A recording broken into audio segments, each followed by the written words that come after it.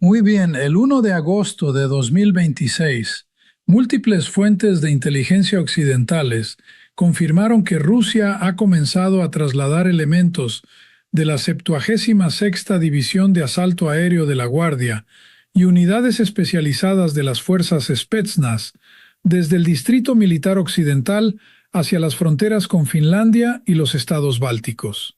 No se trata de una movilización total ni de un despliegue público. Han sido movimientos ferroviarios discretos bajo el amparo de la oscuridad, traslados nocturnos de equipos y la repentina aparición de baterías adicionales de defensa antiaérea S-400 dentro del corredor de Kaliningrado. Los principales medios de comunicación presentaron estos acontecimientos como una demostración rutinaria de fuerza. Rusia vuelve a mostrar músculos cerca de la OTAN. Ese fue el marco con el que se explicó la noticia. Pero hay un detalle que casi nadie relacionó. La misma semana en la que esas fuerzas de élite comenzaron a desplazarse, el ejército de Estados Unidos anunció que retrasaría el estacionamiento permanente de un equipo adicional de combate de brigada blindada en Polonia. La explicación oficial fue una recalibración logística. La explicación no oficial, según dos asesores del Congreso que hablaron bajo condición de anonimato, fue mucho más reveladora. Las reservas de misiles Patriot y THAAD que debían proteger a esa brigada siguen en niveles críticamente bajos tras la campaña contra Irán. Quédate con esa idea, porque volveremos a ella varias veces. De hecho, casi todas las capas de este análisis terminan conectándose con ese mismo punto. Quiero presentar un concepto que denomino la trampa de la capacidad de doble frente. Cuando una gran potencia ya está consumiendo municiones de alta tecnología y capital político en un escenario de conflicto, cualquier señal militar creíble en un segundo frente la obliga a enfrentarse a una decisión prácticamente imposible. Puede reforzar la nueva amenaza y debilitar todavía más el primer frente, o puede ignorar la nueva amenaza y transmitir una imagen de vulnerabilidad a todos los actores que están observando. Cualquiera de las dos opciones acelera exactamente el problema que intentaba resolver. Esa es la esencia de la trampa de la capacidad de doble frente, y es precisamente el dilema en el que Washington parece estar entrando en estos momentos. Antes de analizar cada una de las capas de esta situación, conviene explicar por qué este marco resulta más importante que los titulares individuales sobre los que se construye. La mayor parte de la cobertura sobre la competencia entre grandes potencias trata cada escenario como una historia completamente independiente. Ucrania se analiza como un asunto exclusivamente ucraniano, Irán como un problema de Oriente Medio, el Báltico como una cuestión propia de la OTAN. Los analistas suelen especializarse por regiones, y esa especialización termina acostumbrando al público a pensar en compartimentos aislados. Sin embargo, quienes toman las decisiones en Moscú, Washington, Pekín y Teherán no razonan de esa manera. Ellos piensan en limitaciones compartidas, un número finito de interceptores, una cantidad limitada de atención política y un margen cada vez menor de tolerancia al costo económico por parte de unas poblaciones que, al final, votan. La trampa de la capacidad de doble frente simplemente aparece cuando se deja de analizar cada teatro de operaciones por separado y se comienza a estudiar la restricción común que los conecta a todos. Permíteme explicarlo paso a paso y después presentar también el argumento más sólido posible en contra de este propio marco de análisis, porque esa es la única forma de comprobar realmente si resiste un examen serio. La primera capa es el momento elegido, y ese momento no fue accidental. Rusia no trasladó estas unidades en febrero, cuando los portaaviones estadounidenses llegaban al Golfo Pérsico y todavía se estaban planificando las primeras oleadas de ataques. Esperó hasta después de 13 noches consecutivas de bombardeos. Esperó hasta que el informe del CSIS sobre el agotamiento de los misiles interceptores se hiciera público. Esperó hasta que Alemania y España rechazaran públicamente unirse a la coalición naval en el estrecho de Hormuz. Esperó hasta la votación en la Cámara de Representantes, que limitó la autoridad para una nueva escalada militar. Y también esperó hasta que el propio Pentágono reconociera discretamente que la base industrial de defensa estadounidense se encuentra sometida a una presión extraordinaria. Moscú observó, en tiempo real, cómo el reloj de las reservas de municiones estadounidenses seguía avanzando hacia el agotamiento. Solo entonces movió a sus fuerzas de élite. Eso no es una coincidencia, es una estrategia secuencial cuidadosamente ejecutada, y vale la pena destacar el grado de disciplina con el que se desarrolló esa secuencia. Un actor menos paciente habría desplazado tropas en cuanto la atención de Estados Unidos se desvió hacia el sur, intentando aprovechar una ventana de oportunidad antes de que Washington pudiera reaccionar. Moscú hizo exactamente lo contrario. Esperó a disponer de una confirmación pública, documentada y reconocida, incluso dentro del Congreso, de que el desgaste de las reservas era real y no simplemente una hipótesis. Esa diferencia es importante. Sugiere que la decisión de movilizar a la 76ª División de la Guardia no fue una improvisación oportunista, sino la activación de un plan de contingencia preparado con anterioridad, ejecutado únicamente cuando se alcanzaron determinados umbrales de evidencia que justificaban ponerlo en marcha. La segunda capa se refiere a la naturaleza de las unidades desplegadas. No se trata de fuerzas cualquiera. La 76ª División de Asalto Aéreo de la Guardia fue la misma formación que protagonizó las rápidas operaciones aerotransportadas durante las primeras fases del conflicto en Ucrania. Su doctrina de entrenamiento gira en torno a la velocidad, la sorpresa y la creación de hechos consumados antes de que el adversario consiga construir un consenso político para responder. Las unidades Spetsnaz que también están siendo trasladadas están especializadas en reconocimiento profundo, interrupción de infraestructuras críticas y aislamiento de objetivos estratégicos.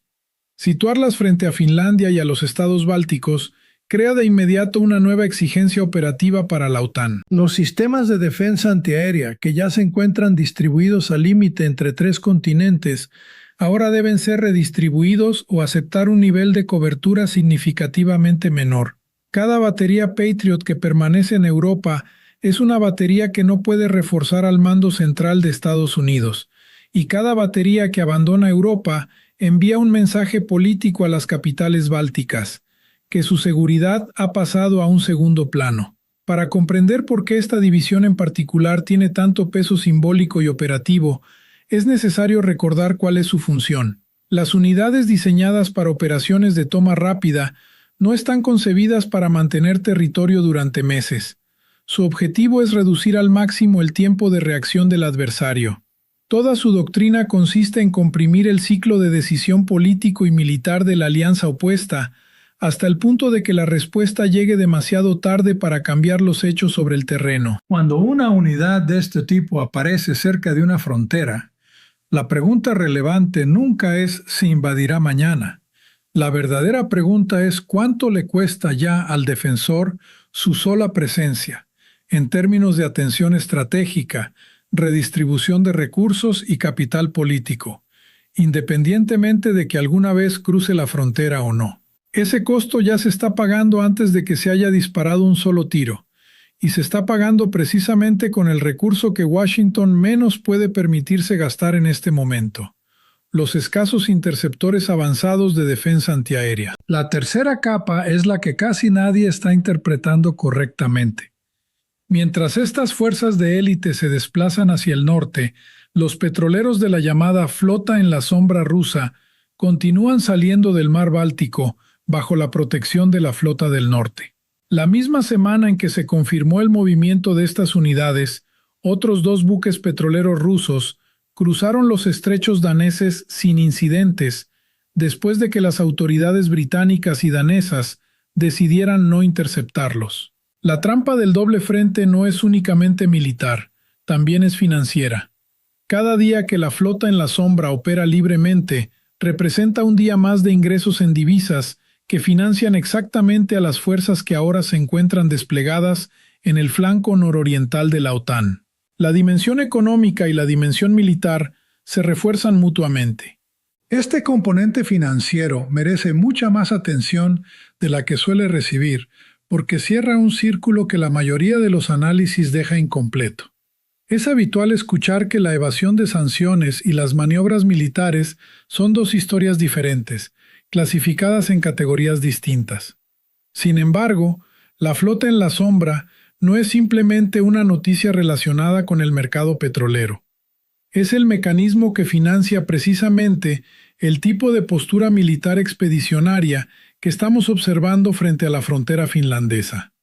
Cada petrolero que atraviesa los estrechos daneses sin ser inspeccionado se traduce directamente en combustible, repuestos, mantenimiento y salarios para unidades como la 76ª División de la Guardia. Cuando las autoridades europeas optan por no interceptar esos buques, ya sea por cautela jurídica, por preocupaciones relacionadas con seguros marítimos o simplemente para evitar un incidente en aguas sensibles, no están tomando únicamente una decisión de derecho marítimo, también están tomando una decisión que tendrá consecuencias directas sobre la propia capacidad de disuasión terrestre que esos mismos gobiernos intentan preservar. Existe además una cuarta capa que conecta las tres anteriores.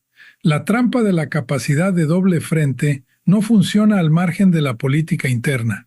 Donald Trump afronta un escenario preelectoral marcado por unos precios del petróleo elevados, un nuevo repunte de la inflación y un electorado cada vez más cansado de campañas militares prolongadas en Oriente Medio. Al mismo tiempo, el gobierno de Benjamin Netanyahu continúa dependiendo de un respaldo estadounidense visible y constante. Ambos líderes toman decisiones bajo la presión de calendarios electorales. Cuando fuerzas rusas de élite aparecen en un segundo frente, precisamente en el momento en que las reservas militares estadounidenses se encuentran bajo presión, el costo político de cualquiera de las opciones disponibles aumenta considerablemente. Reforzar el norte implica proyectar debilidad en el Golfo Pérsico. Ignorar el norte implica proyectar debilidad en Europa. En ambos casos, las consecuencias políticas son inevitables. Vale la pena detenerse un momento para entender por qué el calendario electoral modifica tan profundamente este cálculo. En un escenario sin elecciones cercanas, un presidente podría asumir críticas temporales a cambio de construir una estrategia más sostenible a largo plazo. Podría aceptar el costo político inmediato, reconstruir discretamente las reservas militares y permitir que la situación se estabilizara con el tiempo. Sin embargo, unos plazos electorales comprimidos castigan precisamente ese tipo de paciencia estratégica. Cada semana de aparente indecisión se convierte en un argumento político. Cada redistribución de una batería Patriot pasa a ocupar titulares en los estados que dejan de contar con esa protección. La trampa del doble frente, por tanto, no es únicamente militar ni financiera. Se vuelve especialmente peligrosa cuando coincide con un reloj político acelerado, porque los calendarios electorales premian las acciones visibles por encima de las secuencias estratégicas mejor planificadas. Existe también una quinta capa que merece ser incorporada al análisis. Está ligeramente más alejada de los titulares inmediatos, pero probablemente será una de las más importantes cuando esta situación sea recordada dentro de un año. La memoria histórica que ambas partes están evocando. Ni los ciudadanos finlandeses ni las poblaciones bálticas necesitan extensos informes de inteligencia para comprender lo que puede significar una acumulación silenciosa de tropas cerca de sus fronteras. La Guerra de Invierno de 1939 continúa siendo una referencia profundamente arraigada en la cultura política finlandesa y no un simple episodio de los libros de historia. Los países bálticos, por su parte, conservan su propia memoria de los movimientos de tropas soviéticas que precedieron a su anexión. Moscú conoce perfectamente esa memoria colectiva y, como mínimo, parece dispuesto a aprovechar el peso psicológico que sigue teniendo, incluso si el despliegue actual nunca llega a parecerse a los acontecimientos de 1939 o de 1940. No hace falta creer que una invasión sea inminente para reconocer que reactivar viejas ansiedades históricas constituye por sí mismo una herramienta estratégica extremadamente barata en comparación con el costo de una movilización militar a gran escala. También conviene recordar que la incorporación de Finlandia a la OTAN en 2023 y la posterior ampliación de la presencia aliada en el norte fueron presentadas precisamente como la solución definitiva a este tipo de preocupaciones. Toda la lógica de la adhesión finlandesa descansaba sobre la idea de que el artículo 5 sustituiría décadas de neutralidad cuidadosamente mantenida por una garantía de seguridad absolutamente firme. Lo que el actual despliegue pone realmente a prueba no es únicamente la capacidad militar de Finlandia. Lo que examina es si esa garantía funciona exactamente igual cuando el principal garante se encuentra gestionando, al mismo tiempo, un conflicto activo al otro lado del planeta. Ese era un escenario que los planificadores de la OTAN siempre supieron que acabaría llegando. Lo que pocos esperaban era que apareciera tan pronto y, sobre todo, superpuesto a una intensa campaña aérea en Oriente Medio, en lugar de desarrollarse de forma aislada. Existe además una sexta dimensión que rara vez aparece en la cobertura de los grandes medios: la guerra informativa que acompaña a los movimientos militares. Paralelamente al despliegue físico de tropas, los medios estatales rusos y numerosas cuentas afines en redes sociales ya han comenzado a difundir dos narrativas simultáneas. La primera presenta cualquier refuerzo militar de la OTAN como una escalada provocadora e innecesaria. La segunda describe los movimientos de la flota en la sombra como simples operaciones comerciales completamente desvinculadas de las sanciones internacionales. Ambas narrativas se dirigen a públicos distintos y circulan por canales diferentes. Esa doble estrategia comunicativa tampoco es casual. Su objetivo consiste en hacer que cualquier respuesta occidental parezca desproporcionada ante las opiniones públicas occidentales, mientras que, al mismo tiempo, la postura rusa aparezca como moderada y responsable ante muchos países del sur global, donde ya existe un mayor escepticismo hacia el discurso de la OTAN. Observar cuál de estas narrativas consigue ganar terreno constituye por sí mismo un indicador estratégico tan relevante como los demás elementos analizados. Ahora bien, antes de explicar por qué considero que este marco sigue siendo válido, quiero presentar la versión más sólida posible del argumento contrario. Un análisis que no sea capaz de resistir su mejor contraargumento difícilmente merece servir de base para una investigación seria. Ese argumento sostiene lo siguiente: Rusia simplemente está haciendo una demostración de fuerza. No dispone de la profundidad logística ni de las reservas humanas necesarias para sostener un auténtico segundo frente en el norte mientras continúa combatiendo en Ucrania. Estados Unidos sigue conservando una enorme ventaja en inteligencia espacial y submarina. El artículo 5 de la OTAN continúa siendo el principal elemento de disuasión. El desplazamiento de unos pocos miles de soldados de élite sería, en realidad, una puesta en escena destinada principalmente al público ruso y a los observadores chinos, para demostrar que Moscú todavía conserva margen de maniobra. Desde esta perspectiva, Washington debería ignorar estos movimientos, concentrarse en el escenario iraní y evitar verse arrastrado a una segunda crisis simultánea. Sobre el papel, ese argumento tiene un peso considerable. La mayor parte de las fuerzas terrestres rusas continúa comprometida en el este de Ucrania. Su industria de defensa sigue sometida a múltiples capas de sanciones internacionales.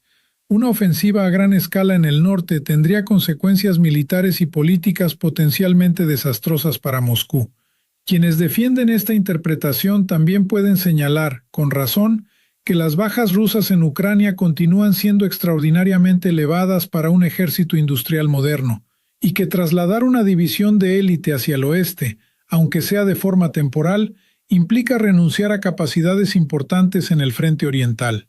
Desde esta lógica, un Kremlin racional debería conservar sus mejores unidades para el conflicto principal en lugar de exhibirlas cerca de una frontera que, en realidad, no tendría intención inmediata de cruzar. Vale la pena detenerse en esta interpretación durante un momento en lugar de descartarla rápidamente, porque probablemente representa la mejor objeción posible a este análisis, y minimizarla solo debilitaría la discusión.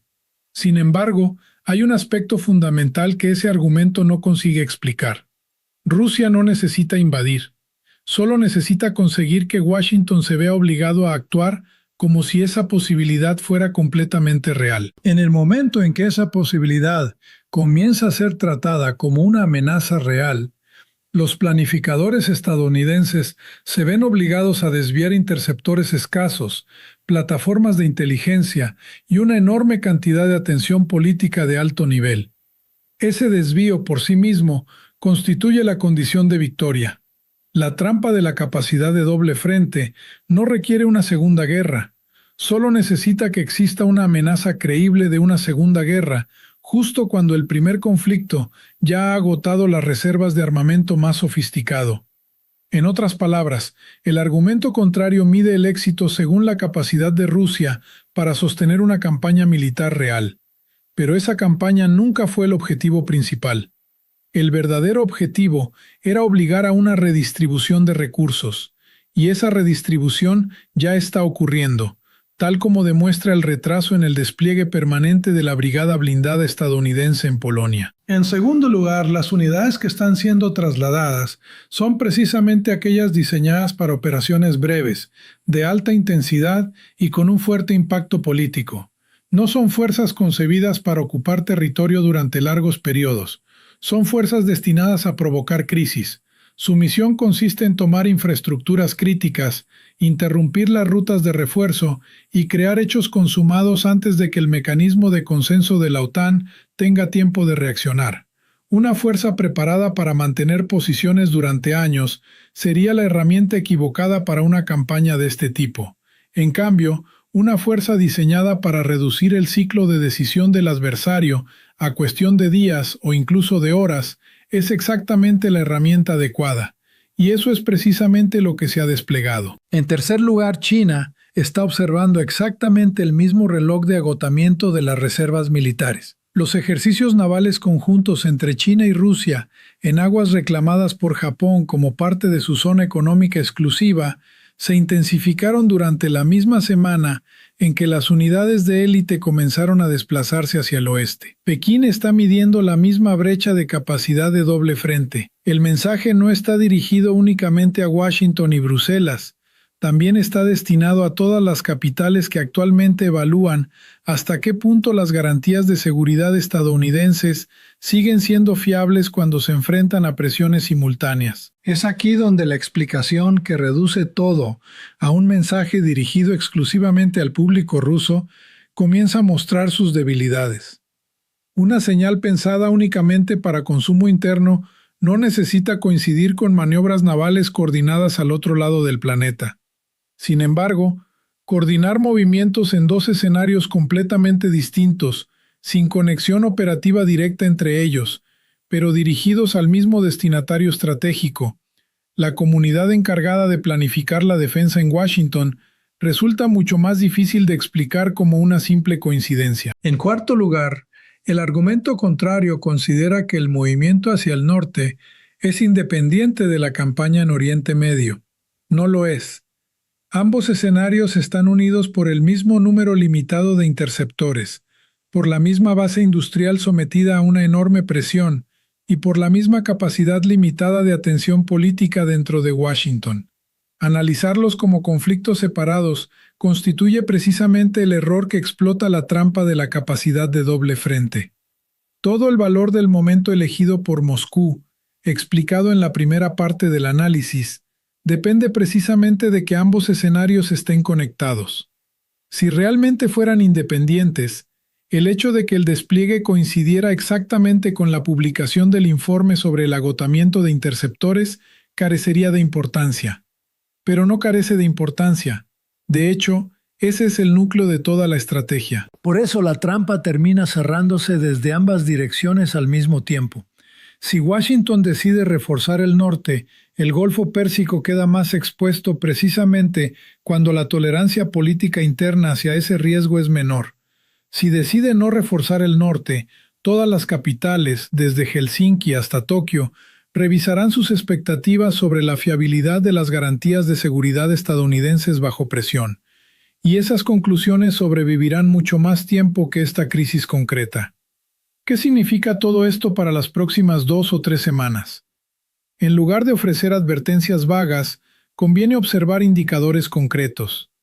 Las advertencias imprecisas no pueden comprobarse y por tanto resultan poco útiles para evaluar si este marco analítico realmente se sostiene. El primer indicador consiste en seguir el movimiento de los sistemas estadounidenses de defensa antiaérea en Europa. Si nuevas baterías Patriot o THAAD son trasladadas discretamente desde Alemania, Polonia o los estados bálticos hacia Oriente Medio, la trampa del doble frente habrá quedado confirmada y la señal enviada desde el norte ya habrá producido el efecto buscado. Si esos sistemas permanecen en Europa, significará que Washington ha decidido aceptar un mayor riesgo operativo en el Golfo para preservar la capacidad de disuasión en el norte. Cualquiera de las dos decisiones tendrá consecuencias, y ambas pueden seguirse mediante fuentes abiertas que registran vuelos militares de transporte y movimientos de buques logísticos. Ese es precisamente el tipo de evidencia primaria que conviene consultar directamente, en lugar de aceptar cualquier interpretación sin comprobarla. El segundo indicador es el lenguaje utilizado públicamente por los gobiernos de Finlandia y de los estados bálticos. Si comienzan a emplear expresiones como déficit de disuasión, brecha urgente de capacidades o solicitan consultas extraordinarias de la OTAN fuera del calendario habitual del artículo 4, la presión política sobre Washington pasará a ser visible y medible. Del mismo modo, el silencio también sería un dato importante. Podría indicar que esos gobiernos consideran que ejercer presión pública en este momento sería más peligroso que gestionar discretamente la situación, quizá porque un exceso de alarma aceleraría precisamente la inestabilidad que intentan evitar. El tercer indicador consiste en observar la actividad de la flota en la sombra rusa. Si durante los próximos días aumentan los intentos de interceptar petroleros en el mar Báltico o en los estrechos daneses, Moscú dispondrá inmediatamente de un argumento para justificar un nuevo incremento de su presencia militar y presentar a la OTAN como la parte que provoca la escalada. Si por el contrario, esas interceptaciones siguen siendo limitadas, Rusia conservará el flujo de ingresos que financia su despliegue militar y demostrará que la dimensión económica de la trampa continúa funcionando. Conviene prestar especial atención también al sector asegurador. Si las compañías occidentales comienzan a retirar la cobertura de los buques que transitan por esa zona, se tratará de una forma de presión mucho más silenciosa, pero igualmente significativa, capaz de generar efectos económicos sin necesidad de abordar físicamente ninguna embarcación. El cuarto indicador, incorporado más recientemente al análisis, consiste en observar el lenguaje diplomático empleado por Pekín hacia Finlandia y los estados bálticos durante las próximas semanas. Si los medios estatales chinos o el Ministerio de Asuntos Exteriores comienzan a establecer comparaciones explícitas entre los compromisos estadounidenses en Europa y sus compromisos de seguridad en Asia Oriental, será una señal clara de que China está aprovechando este momento para moldear el debate internacional sobre la credibilidad de las garantías de seguridad estadounidenses mucho más allá del escenario báltico. El quinto indicador consiste en analizar cuál de las dos narrativas enfrentadas consigue imponerse en los medios occidentales y en los medios del resto del mundo. Si los grandes medios occidentales comienzan a presentar los movimientos defensivos de la OTAN como el verdadero factor desestabilizador, en lugar de centrarse en el despliegue militar que los provocó, será una señal medible de que la campaña informativa está obteniendo resultados independientemente de lo que ocurra sobre el terreno. La conquista del relato avanza más deprisa que los trenes cargados de tropas y además resulta considerablemente más barata para Moscú. Precisamente por eso merece ser seguida con el mismo rigor que los indicadores militares y financieros. Como ejercicio para esta semana, propongo 4 comprobaciones concretas, y no solo 3, porque la dimensión relacionada con la flota en la sombra merece una verificación independiente. En primer lugar, revise el seguimiento mediante fuentes abiertas de los movimientos ferroviarios de la 76ª División de la Guardia, publicado por las Fuerzas de Defensa de Finlandia y contrastado por diversas comunidades independientes de inteligencia de fuentes abiertas. En segundo lugar, consulta la actualización más reciente del CSIS sobre el agotamiento de los interceptores estadounidenses, publicada a finales de julio. En tercer lugar, analiza los datos AIS correspondientes a los 2 petroleros rusos que cruzaron los estrechos daneses entre el 29 de julio y el 1 de agosto, y comprueba si su pabellón o su situación aseguradora han cambiado desde entonces. Por último, compara día por día el calendario de los ejercicios navales conjuntos entre China y Rusia cerca de la zona económica exclusiva reclamada por Japón, con la cronología del desplazamiento de la 76ª División de la Guardia presentada anteriormente. Trabaja únicamente con fuentes primarias. No aceptes mi interpretación como definitiva. Contrástala con la información original, y si esa información contradice alguno de los argumentos expuestos aquí, señálalo.